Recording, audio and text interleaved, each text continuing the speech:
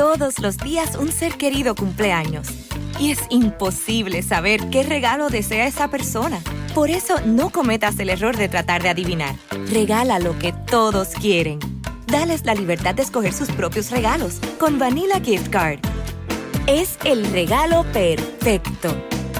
Ponle el poder en sus manos con Vanilla Gift Card para todos los cumpleaños.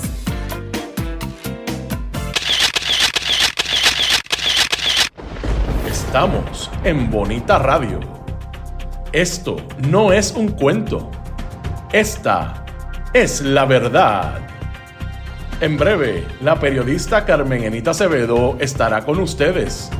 Síguenos en todas nuestras plataformas: YouTube, Instagram, Facebook, X, Spotify, iVoox y iTunes.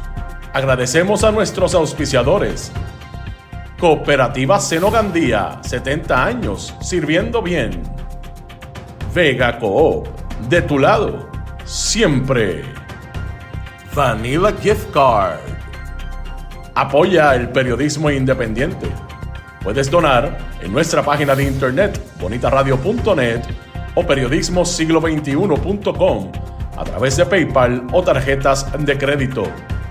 También puedes visitar ATH Móvil Negocios y donar a Bonita Radio o a Periodismo 21. Puede enviar un cheque o giro postal a nombre de Periodismo 21, PMB número 284, P.O. Box 194000, San Juan, Puerto Rico 00919-4000. Con ustedes, la periodista Carmen Enita Acevedo, en directo desde el estudio Roberto el Indio Acevedo.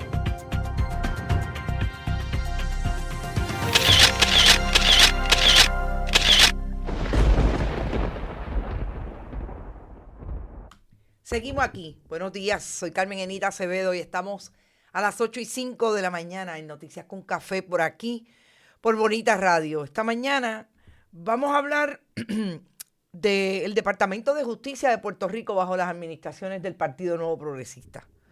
Vamos a ir al perfil de quienes han sido los últimos 3 secretarios, secretarias. Una convicta por corrupción, Wanda Vázquez Garcet, más tarde indultada por el presidente Donald Trump. Un ex analista de los medios tradicionales allegado al Partido Nuevo Progresista, Domingo Emanueli. Y Lourdes Gómez, una ex jueza del Tribunal de Ponce, vitoreada así por el Partido Nuevo Progresista cuando la nombró Wanda Vázquez Garcet a ser jueza. ¿Quiénes se disputan hoy ser los sastres jurídicos más grandes que ha tenido el Departamento de Justicia? Vamos a hablar de eso con el contenido de una investigación en el Departamento de Justicia que no prosperó y que tiene serias dudas de quién la realizó, porque no se dice quién en la División de Integridad Pública trajo información de que no había delito por parte de Susan Roy Fuertes, hoy secretaria del Departamento de la Familia, cuando le dio a un amigo suyo, a una persona bien allegada a ella por los últimos 20 años, la contratación a través de un verdadero contratista del Departamento de Salud cuando dirigía el departamento, la División de Servicios al Adulto con Discapacidad Funcional en el Departamento de Salud. Y esa vinculación de la contratación a Wilfredo Benítez y su socio Jesús Nadal es lo que tiene hoy a Susan Roy Fuentes temblando en la silla del Departamento de la Familia. Pero hay un allegado y una persona que la protege en la fortaleza y se llama Francisco Domenech.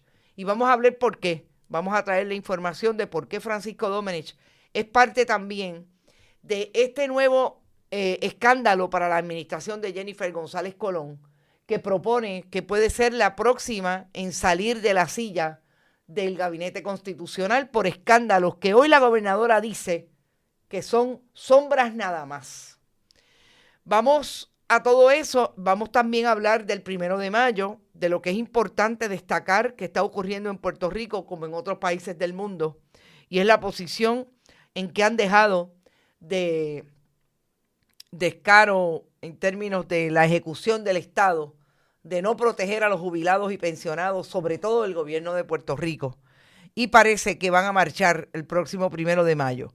Lo que advierte Tomás Rivera Schatz puede ser cárcel para el secretario del Departamento de Hacienda en términos de entrar en desacato, porque no quiere entregar la información que ya el tribunal le ha dicho en 2 instancias, el último, el tribunal apelativo, que tiene que entregarle al Senado de Puerto Rico.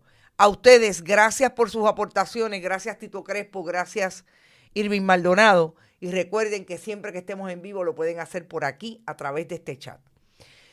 Tengo una investigación ya corriendo, ya a punto de terminar su redacción, pero ayer me surgió una pregunta importante a un funcionario público y me contestó ayer y espero que mañana me conteste con documentos importantes, porque vamos a hablar precisamente de lo que está pasando en Puerto Rico a través de la costa y de lo que ya son proyectos que tienen inicio en OCPE, en la Oficina de Gerencia de Permisos.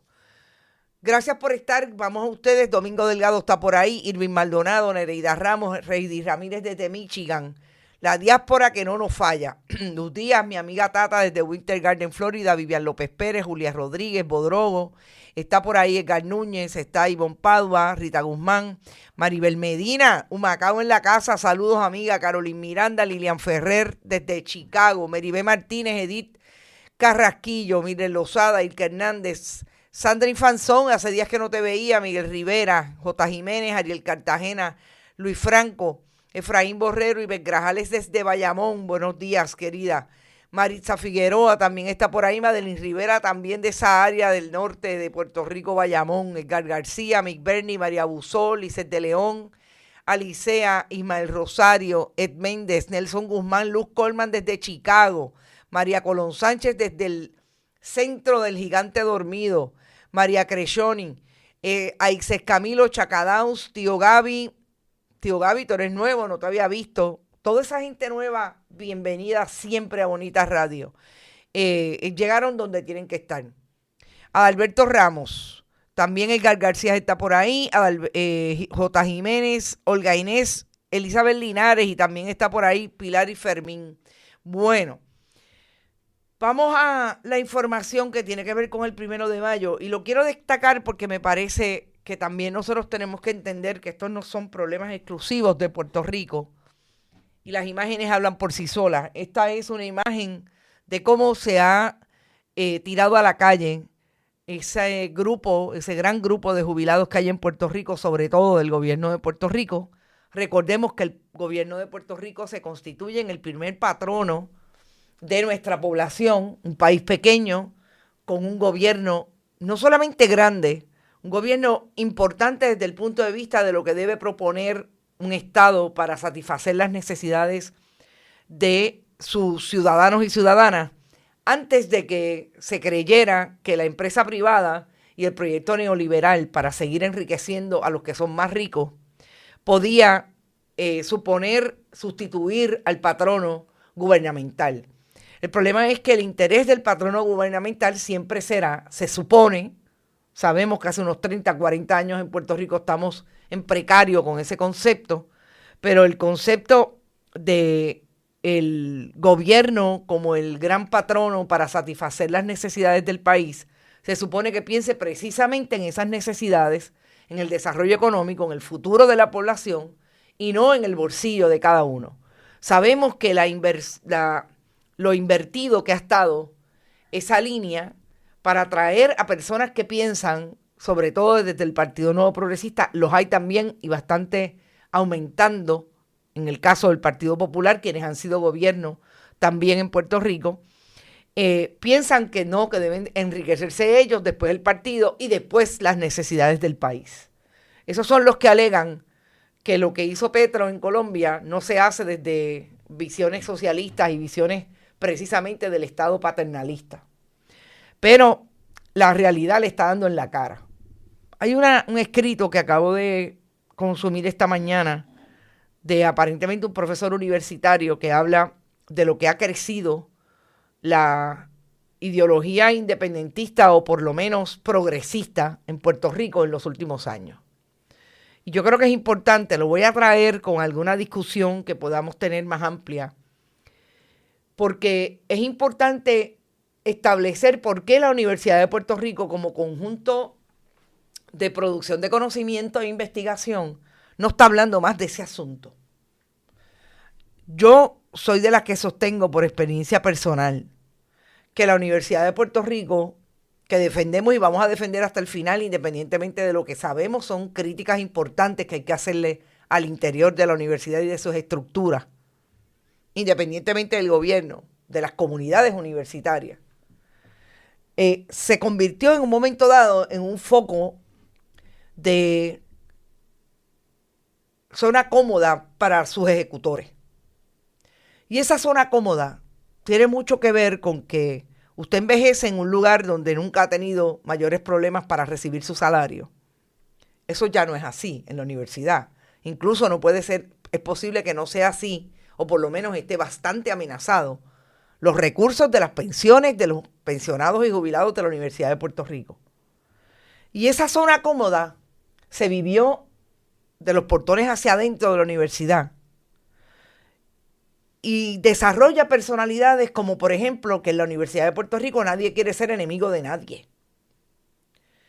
Porque suponen que la crítica, la distancia, el pensamiento crítico, pero más identificado con de los portones hacia afuera, los saca de esa zona en que todo el mundo va a una reunión a escucharse y nadie escucha lo que realmente está ocurriendo en el país.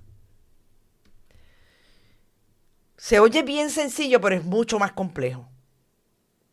Y yo creo que esa zona cómoda colocó a muchos elementos de la Universidad de Puerto Rico en esa no indagar sobre lo que realmente está ocurriendo en el país y que él puede proponer un cambio, porque la zona cómoda precisamente te conecta y te sitúa y te sienta en un lugar donde no te quieres mover porque tienes miedo al cambio. Yo lamento decir que eso también es producto en la Universidad de Puerto Rico de esas posiciones cómodas, como están afuera en tantas otras profesiones o en tantos otros lugares. Y yo creo que hay una discusión ahí que hay que tener, y es precisamente lo que este profesor trae. ¿Por qué no se está investigando más sobre eso y decir, en efecto, Puerto Rico se está moviendo porque la necesidad ha llevado al país a moverse? Cuando usted está en una zona cómoda, no siente la necesidad de moverse. Y por ahí viene el miedo, que viene quizás con los años. Hay gente que se vuelve mucho más conservadora cuando cumple 50 años o más. Así que yo creo que por ahí hay una discusión y me parece que en el contexto del 1 de mayo hay que traerla. Porque tenemos que estar hablando por qué a esta gente no se le ha dado mucho más apoyo, cuando esto no ocurre solamente en Puerto Rico. Ahí están los jubilados de Argentina, por otras razones, pero bastante parecidas a las de Puerto Rico en términos de ese proyecto neoliberal que se ha querido traer como la panacea de lo que deben ser las sociedades del futuro en nuestros países latinoamericanos.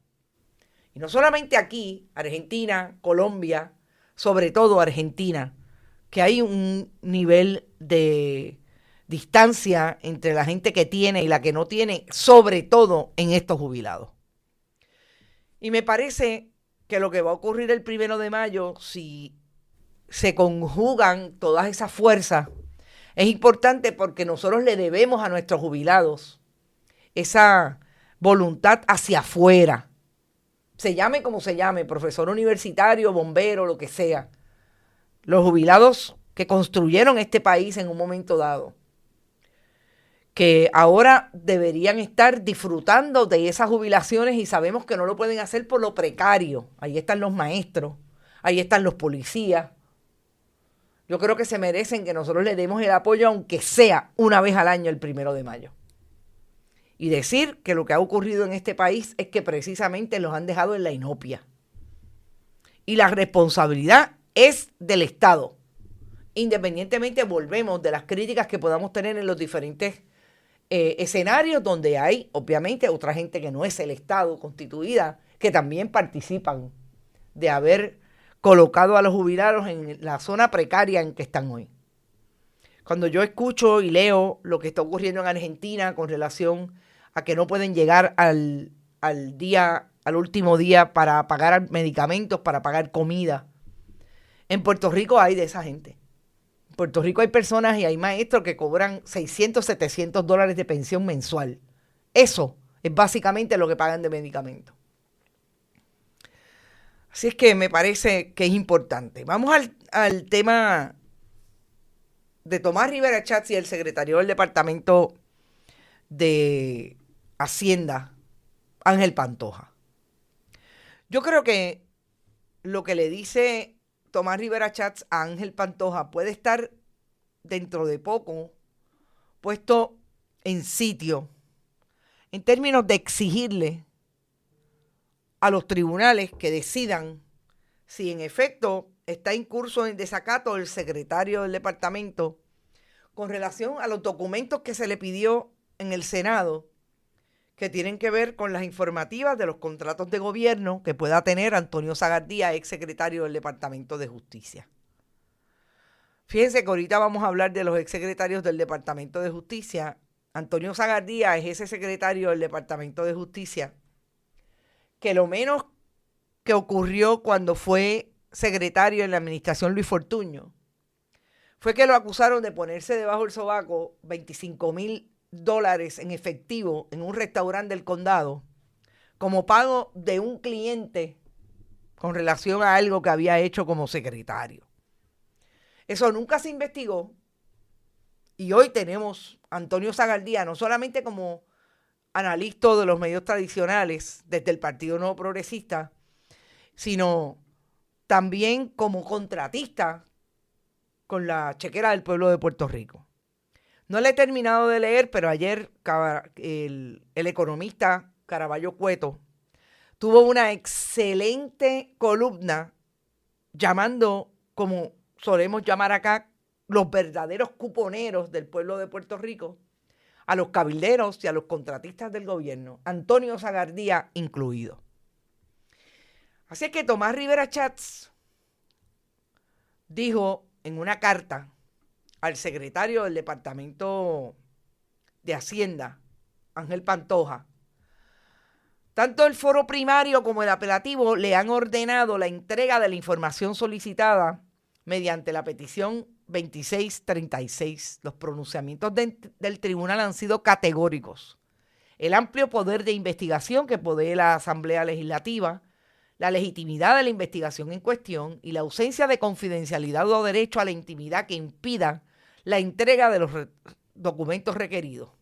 A pesar de que el término perentorio de 48 horas concedido por el tribunal expiró, el departamento que usted dirige ha incumplido la orden judicial y no ha entregado la información solicitada.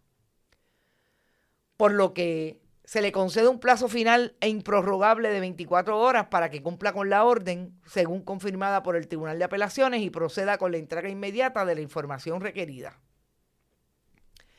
Entonces, lo más interesante es que la secretaria del Departamento de Justicia, Lourdes Gómez, quien se disputa en este momento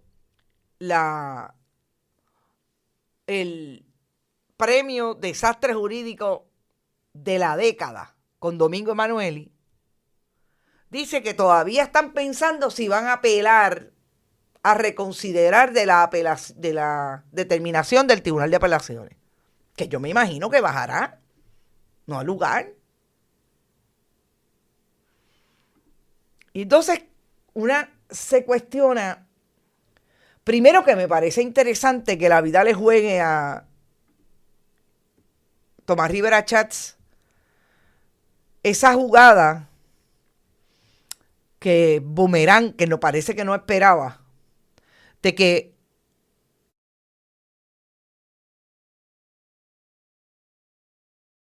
en este momento Tomás Rivera Schatz se juega lo que él precisamente provocó con las enmiendas a la ley de transparencia. No es que le aplique en este caso, pero fíjense que es exactamente lo que él quiere hacer con el país. No darle información pública. Eso le está haciendo el Ejecutivo al Legislativo del Partido Nuevo Progresista. Y Tomás Rivera Schatz, eso fue exactamente lo que hizo con las enmiendas a la ley de transparencia. Hacerse lo más difícil. Más difícil a usted y a nosotros los periodistas. A todos los ciudadanos que por derecho constitucional tenemos libertad de acceder a la información que el Estado domina.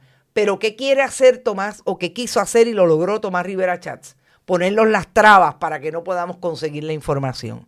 Y yo quiero que sepan que ya en el Departamento de Estado están limitando la información que usted puede acceder o podía acceder antes con relación a las corporaciones.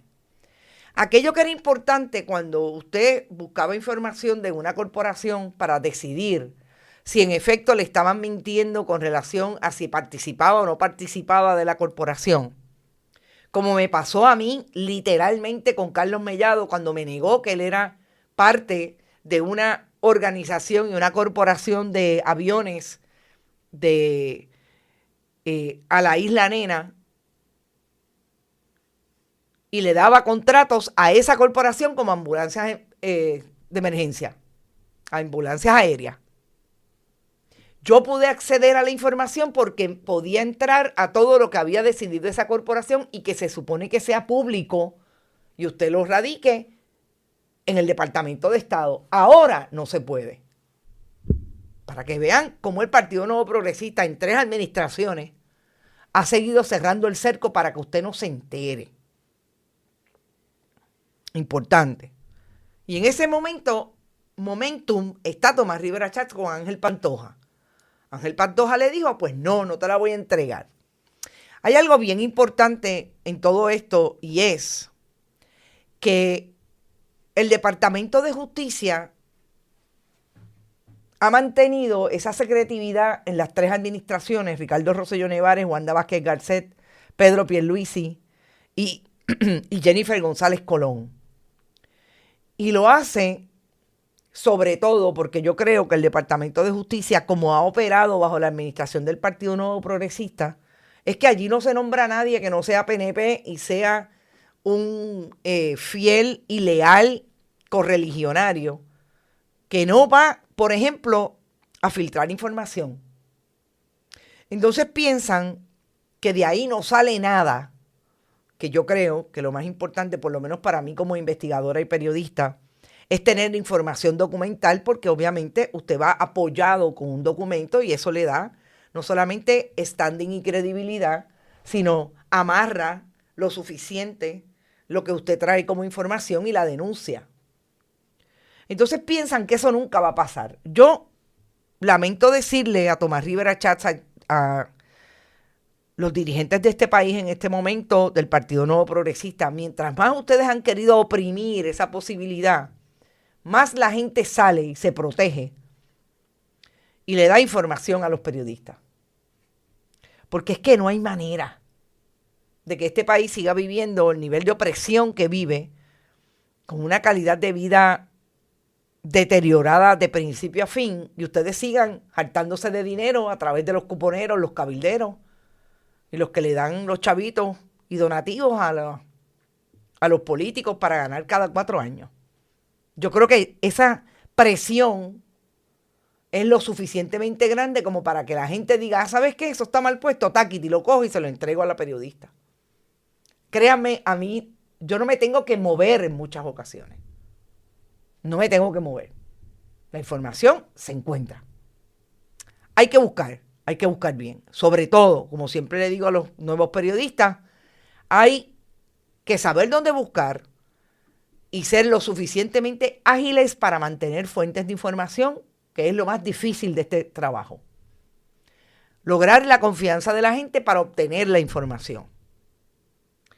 Así que ese Departamento de Justicia que existe hoy bajo Lourdes Gómez siempre niega la información. Y yo creo que hay un problema adicional y ahora hay un caso que el Tribunal Supremo acaba de decidir que no va a coger un cerciorari porque Justicia pretende insistir en no darle a la American Civil Liberties Union, la ACLU, la información que está pidiendo sobre la alegada citación que le entregó el Departamento de ICE, Departamento de Seguridad de Estados Unidos, para que el Departamento de Transportación y Obras Públicas y Edwin González Montalvo le entregara sin ningún problema, como buen chota, las licencias de los inmigrantes en Puerto Rico para irlos a buscar y a cazar, como quiso hacer Rebeca González y como hizo de facto la mejor amiga de Trump en Puerto Rico, Rebeca González, la directora de ICE. Y el Tribunal Supremo le acaba de decir: aténgase, entregue. Eso es un documento público, se lo tiene que entregar a la ACLU. Y eso es importante, y aquí vamos a empezar entonces a revelar lo que vamos a traer del caso de Susan Roy Fuertes. Porque yo creo que el Departamento de Justicia tiene un problema serio con la información que ha ventilado. Y es que no se puede creer que haya un fiscal, una fiscal, porque ellos alegan que es una mujer. ¿Por qué será que siempre quieren decir que son las mujeres las que chanchullan y chapucean? Yo sé que Lourdes Gómez es mujer, pero búsquese otra víctima. Que supuestamente esa fiscal fue la que determinó en un informe del 30 de octubre del 25 que no había causa en la prueba presentada y traída del Departamento de Salud contra Susan Roy Fuertes por lo que había hecho en efecto y que surge de esa prueba documental, porque la alegada fiscal que investigó nunca entrevistó a nadie, sobre todo al que acusa. Y eso es importante porque a mí me parece que tanto como en el Tribunal Supremo, en el caso del DTOP, como lo que vamos a ver en la prueba del caso de Susan Roy,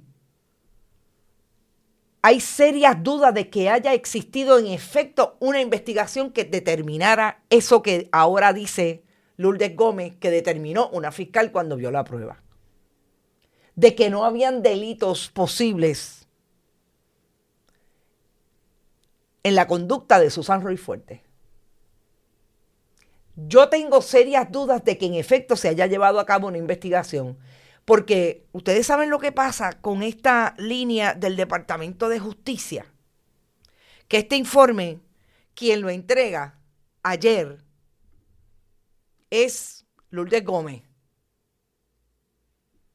Y cuando ella hace esta entrega a la petición de información del Senado, no solamente firma la carta, conduce, que lleva a la información. No. El problema es que también firma el informe con fecha a mano del 30 de octubre del 2025. Yo vuelvo y repito, a mí me parece que aquí hay un problema serio de credibilidad del Departamento de Justicia. Que yo no estoy tan segura que exista la citación. Es más, yo puedo decir que no existe la citación de ICE en el caso del DTOP y no hubo investigación en el caso de Susan Roy. Y vamos allá.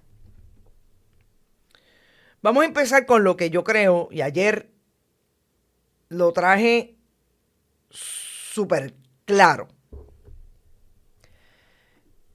Sobre todo cuestionando cómo es posible que los fotutos de Tomás Rivera Chats en los medios de comunicación tradicionales no hayan traído a quien fue secretario del Departamento de Justicia bajo la administración Pierluisi, Domingo Emanueli. Porque si algo queda claro desde que se está hablando del caso Susan Roy Fuertes, que surgió en el 2022, que Susan Roy Fuertes era la directora de esa unidad de servicios a los adultos con discapacidad funcional en el Departamento de Salud, que estaba allí por destaque, que Carlos Mellado la separó cuando vino una investigación con documentos, porque así trajo una declaración jurada la persona que la acusa, que en este caso es Eliud Colón, el dueño del hogar, don Luis,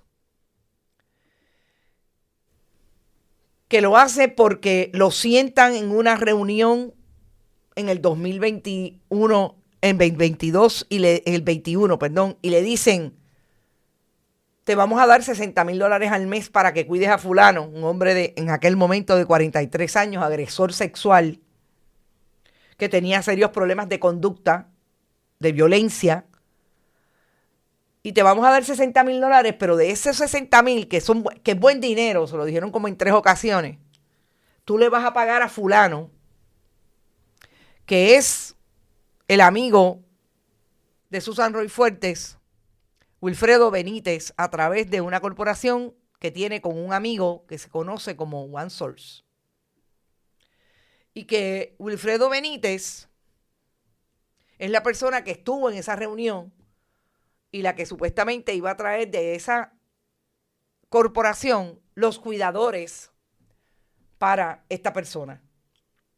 Le iban a dar $28,000, $29,000, un poco más o menos, a don Eliud, y los otros a esta corporación. Cuando todo eso se dio en el Departamento de Justicia, nosotros hoy sabemos que Domingo Emanueli recibió un referido de Carlos Mellado en marzo del 2022. Y nunca dijo nada públicamente ni investigaron. Nunca. Domingo Emanueli es el primer chanchullero del caso de Susan Roy Fuertes. Domingo Emanueli es el primero que le tira la toalla a Susan Roy Fuertes. Importante. ¿Por qué? Porque no olvidemos que cuando hablamos de lo que en efecto se hace mal en una corporación, desde el servicio público, se supone que los referidos al Departamento de Justicia, en una administración que juró que iba a ser pura y casta y que no iban a haber más secretarios de agencia acusados por corrupción, hizo todo lo contrario Domingo Emanueli. Domingo Emanueli, ese abogado de 40 años que se jacta de ser un abogado, hoy ya casi tiene 50 años en la profesión, que hizo mucho dinero como abogado en la práctica privada, que se sentaba a hablar de corrupción y anticorrupción como analista de los medios tradicionales. Se sentó en la investigación de Susan Roy Fuertes, como dicen en country, fondillo tiene para sentarse sobre ella. No tenía, se supone, no tenía la capacidad legal para hacerlo. Todo lo contrario, incumplió con su responsabilidad y función pública. Pero nadie en los medios tradicionales habla de él. Y yo les voy a decir por qué. Porque Domingo Emanueli es Team People. Porque Domingo Emanueli es ese que Tomás Rivera Chats no quiere tocar ni con un palito largo, porque eso le daña al muchacho que él tiene detrás, que lo quiere traer, no sabemos para qué, si para comisionado residente o para gobernador, pero lo quieren traer por la cocina a Pedro Pierluisi.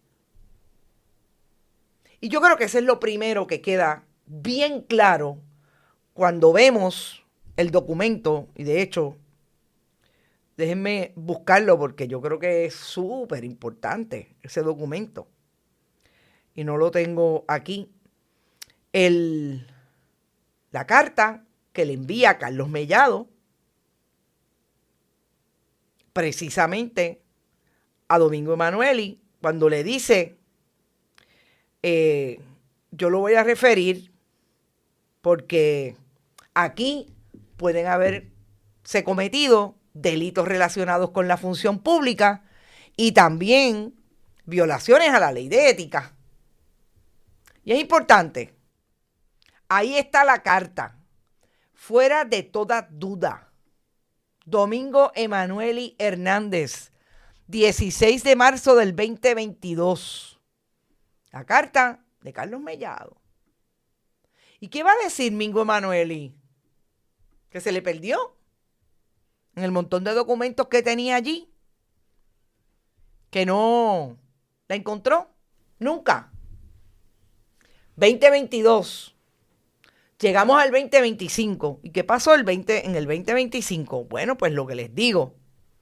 Que la licenciada Lourdes Gómez, que se disputa el premio Desastre del Año, de la década, perdón, con Domingo Emanueli, firmó la disposición final del caso, el cierre y el archivo del caso de Marras el 30 de octubre del 2025. Y para empezar a descoser la costura patética, ilegal, a mi juicio, del Departamento de Justicia con relación a este caso, ahí es cuando yo les digo, ¿por qué no dicen quién fue el fiscal o la fiscal que determinó esto? Hablan de dos fiscales que yo no me atrevo ni a mencionar, porque me parece que son los que se traen por nombre así para decir algo. Pero ¿por qué no lo firmaron esos fiscales? Miren, el documento está tan mal hecho, está tan mal escrito. Por ejemplo, yo les voy a dar una línea que me pareció patética. Cuando este documento dice cosas como, por ejemplo, finalmente, de la prueba documental evaluada, incluyendo las declaraciones juradas que obran en el expediente, surge la dinámica. Gente, esta es la redacción de una secretaria del Departamento de Justicia. Surge la dinámica que se dio relacionada con las contrataciones para brindarle los servicios que ameritaba el participante. Conforme nuestro criterio, lo evaluado no arroja evidencia de ilegalidad alguna en relación con la señora Roy, sino más bien procesos normales dentro de este tipo de servicio a personas con discapacidad intelectual, en cuyos casos existe un monitor federal supervisando y velando que se le garanticen sus derechos y se le brinden todas las ayudas que ameritan para proteger su integridad, salud y bienestar. Gente, ¿ustedes han visto algo más largo que no dice nada? Además de mal escrito. Esto parecería que lo escribió el sobrino de cualquier uno de nosotros o sobrina de 17 años que está terminando la escuela. Es más, yo creo que hay muchachos de 16 y 17 años que escriben mejor. Pero sobre todo que diga que son procesos normales. Vamos al primer proceso normal. Y yo voy a empezar por lo más sencillo, para finalmente revelarles quién es el que está protegiendo a Susan Roy. ¿Por qué es que se protege a Susan Roy? ¿Quién es la que la mantiene acorazada en la oficina del Departamento de la Familia? Miren, aquí hay un correo. No, antes de ir al correo electrónico que me parece que es nefasto para ella. La declaración jurada de don Eliud, nadie la contradice. Nadie. Cuando yo le estoy hablando de nadie, es que aquí hay una abogada que se entrevista. Aquí hay funcionarios del Departamento de Salud. Hay por lo menos 5 testigos. Y esa abogada incluso confirma lo que dice don Eliud. Sobre todas las cosas, hay una doctora, Marilú Cintrón, y dos doctoras, Edna Dolz Sotomayor. Estos son los funcionarios del departamento. Establece claramente esta declaración jurada lo que ya sabemos, que se le pidió a esta persona, tienes que contratar a fulano. OneSource, Inc. Para evadir el esquema de contratación imperante en el Estado Libre Asociado. Como parte de estos actos, la señora Roy promovió el aumento de la compensación de propuestas de proveedores de servicios bona fide del departamento. Posteriormente presionó a dichos proveedores la subcontratación de la compañía para que ésta fuera la beneficiaria del aumento en cuestión y en consecuencia recibiera una cuantiosa compensación sin ser sometida a los procesos de contratación. Esos son los procesos normales que dice la fiscal del pueblo, Lourdes Gómez. Esos son los procesos normales que dice ese informe. Que yo soy secretaria de agencia y le digo a fulano, mira, yo te voy a dar 60,000, tú se supone que te ganaras 30, yo te voy a dar 60, para que con los otros 30 le pagues a Wilfredo y a Jesús Nadal. Esos son los procesos normales. Esos son delitos graves, porque estamos hablando de fondos públicos, de sobre $300,000 en fondos públicos que se pagaron para satisfacer a un tercero, que finalmente resulta que es un amigo íntimo de Susan Roy Fuerte. No lo digo yo, lo dicen todas las fuentes mías y de los compañeros que están hablando de este asunto y descubriendo este asunto. Wilfredo Benítez, ex policía, que tiene una corporación de seguridad que se llama Altima Security, que tiene contratos hoy con el Departamento de Recursos de Recreación y Deporte. Y se supone que Susan Roy no tiene ningún problema. Y la gobernadora dice que estos son sombras nada más.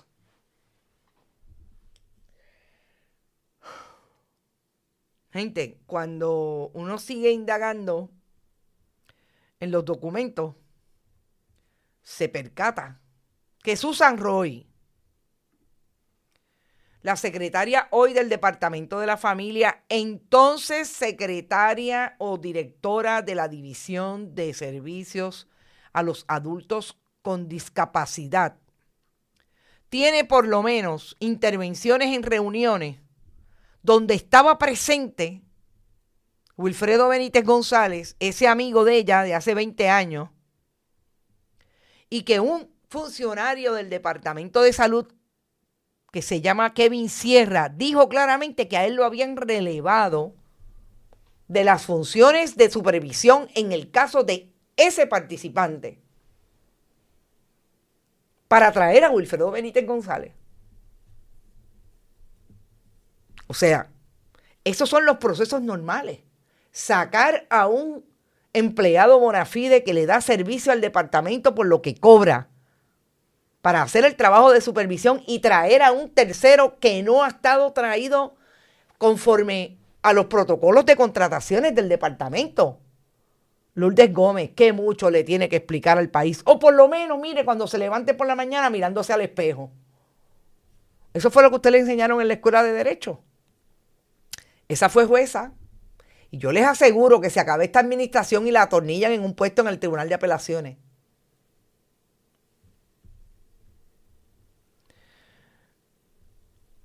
Pero no termina ahí. Vamos a Lourdes Gómez en relación a los procesos normales de contratación. Pero dejando eso donde está, en el informe de la secretaria, vamos a lo que trae una empleada del Departamento de Salud el 8 de julio del 2021. La reunión, cuando se cuadró todo, fue el 9. Un día antes. ¿Qué estaba diciéndole Carla M. González Cruz a Eliud Colón? A Eliud Colón, el dueño del hogar Don Luis, donde iban a colocar al agresor sexual. Está en el registro de ofensores sexuales. Yo no he traído el nombre porque me parece que hay una laguna legal que no quiero cruzar, no quiero tener ese problema por algo que me parece que no viene al caso. En términos de lo sustantivo y más importante, de la línea de corrupción que aparentemente ha habido en el manejo de este caso. Y es el asunto de que puede estar protegido por la ley IPA precisamente todo lo que se da en el contexto de ese contrato del Departamento de Salud, que solamente nombra al beneficiario y al paciente por sus siglas, pero está en el registro de ofensores sexuales incluso con su foto. En este correo electrónico, Carla G. González Cruz le dice a Eliud Colón, al contratista que supuestamente es el que van a sentar para que sea Wilfredo Benítez González el que sirva el servicio de cuidadores, a pesar de que no tenía experiencia sobre eso, a través de OneSource. Y este correo electrónico a las 6:38 de la tarde dice: conforme a la conversación sostenida con usted y la señora Susan Roy, directora de la DSPDI, se procede a compartir la siguiente información. Por instrucciones de mi directora, comparto el número telefónico del señor Wilfredo Benítez González. Imagínense, esto fue a través incluso del celular de esa persona. Yo les voy a decir algo bien sencillo. Un fiscal recibe este documento y lo menos que hace un fiscal que se respete, una persona que investigue y se respete, es coger el número de celular y traquear esa comunicación, porque fue a través de ese celular que se le envió esa información a don Eliud Colón. ¿Y sabe qué? Habría confirmado a don Eliud Colón. Prueba independiente. No tenía que hablar con don Eliud, ya tenía la declaración jurada de él. Pero eso lo hace una persona que quiere investigar y que se respete como fiscal y entienda que su función es ir a velar por los fondos públicos y la erogación de fondos públicos del pueblo de Puerto Rico. Porque no es la chequera de ella ni de él, no es la de Lourdes Gómez ni la de Domingo Emanueli, es la del pueblo de Puerto Rico. Pero en el 2022 Domingo Emanueli le engavetó. Y en el 2025 yo me cuestiono si Lourdes Gómez la investigó. Y solamente cuando se dio cuenta que ya salió para afuera, hicieron un informe diciendo que no había prueba, le pasaron por encima a los documentos y ahí está el informe diciendo aquí no hay prueba. Y ahora es con el periodismo, es con El País y es con uno de los de ella, con Tomás Rivera Chats, que tiene que justificar que esa investigación se cerrara. Porque así están las cosas en el Partido Nuevo Progresista. Pero si ustedes piensan que se termina ahí, no se termina ahí. El problema es el siguiente. El problema es que aquí, del mismo informe, nos percatamos que no solamente estamos hablando de un participante que llegó a Hacienda Don Luis con la petición de que se trajera Wilfredo Benítez para cuidarlo y pagarle $30,000 adicionales al mes. No. Es que hay otro contrato que no se dio para Wilfredo Benítez y OneSource, pero se le exigió a otro proveedor de servicios de cuido. En este caso, Brothers Home. Y en enero del 22, como ya don Luis estaba bastante encocorado por lo que le estaban haciendo y tenía serios conflictos en que esto podría ser corrupción, en el 2022 se trajo a Alberto Ruiz y se le dijo exactamente lo mismo. Y que la licenciada Laura Sola Palacios fue la que negoció con él, la misma abogada que dice que en efecto tenía la información que le dio don Eliud Colón. Gente, esto no es tan sencillo como, mira, nos sentamos y dijimos, no, es que no es solamente un contrato en violación de ley, son dos, porque al otro se le exigió exactamente lo mismo, tienes que traerme a Wilfredo para que te dé los servicios de cuido. Aquí hay facturas. Aquí están las facturas como evidencia. Aquí hay correos electrónicos que establecen fulana me dijo que yo dijera. Correos electrónicos firmados. Ahí están los nombres. Aquí hay declaraciones juradas. Aquí hay abogadas que intervienen y dicen, del Departamento de Salud aquí puede haber.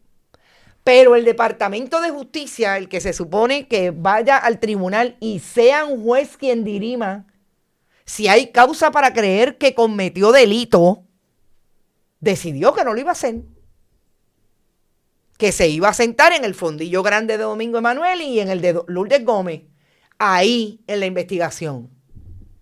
Y que a la muchacha de Paco Domenech y de Jennifer González Colón, que la escogieron entre los 8,000 resúmenes porque ella también lo puso allí para que la llamaran y le pudieran dar ese trabajito de $100 y pico de mil al año como secretaria constitucional del Departamento de la Familia. Hay que protegerla. Y ahí la están protegiendo. Y Susan Roy tiene un problema o una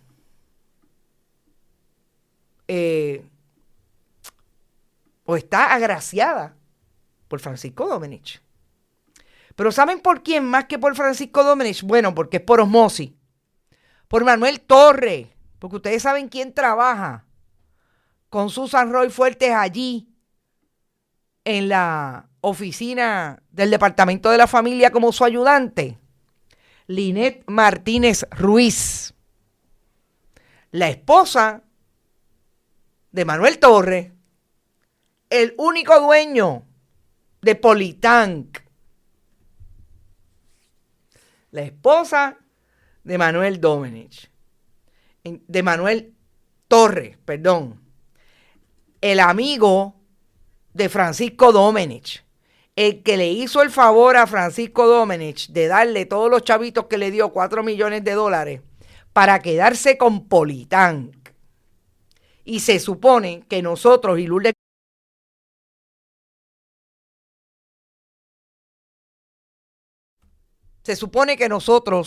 Gómez nos haga creer que Francisco Domenech no está detrás de todo esto. Que le dijo, mira, esta es la manera de salir de este entorno, de este entuerto y de este tollo. Porque Susan tiene allí a la esposa de fulano, es mi socio. Ay, perdón, no, mi ex socio. Él me compró. Y él tiene todos esos millones que tiene ahora, o por lo menos se los reparte con otro. No sé lo que caiga, ni para dónde, en otros lados. Pero lo tiene con esos clientes que yo no miro cuando llegan a mi oficina, pero que tienen supercontratos de hasta $95 millones con el gobierno de Puerto Rico. O sea que Susan Roy Fuertes tiene padrino en la figura de Manuel Torres y de Francisco Domenech. Pero la gobernadora de Puerto Rico dice que el problema de todo esto es que le quieren echar sombras a su gobierno. Eso es lo que dice la gobernadora, que lo ha dicho en todas las instancias en que ha habido que contestar si en efecto lo que está pasando en el gobierno de Jennifer González es corrupción rampante, alta y sonante. Y yo creo, gente, que no va a ser hoy, va a ser mañana, no va a ser mañana, pero yo no creo que pase de este mes, Susan Roy Fuertes, y el mes se acaba el jueves. Porque definitivamente esto es un escándalo de grandes proporciones, un escándalo que incluye al Departamento de Justicia. O sea, yo no quiero dejar fuera a una secretaria del Departamento de Justicia que con Domingo Emanueli se disputa cuál de los dos fue más negligente en su función pública. Si el que estuvo 3 años sin investigar, por lo menos 2, hasta el 31 de diciembre del 24, o la que llegó en diciembre, en enero del 2025, y lo menos que hizo entonces fue colocar a Susan Roy Fuertes en esa línea de no pasa nada y aquí no hay caso. que yo creo que lo más importante hoy es que este país pueda entender de una vez y por todas que lo que está tratando de hacer el gobierno de Jennifer González es la corrupción que mantiene el Partido Nuevo Progresista desde que son gobierno, por lo menos en los últimos 30 años.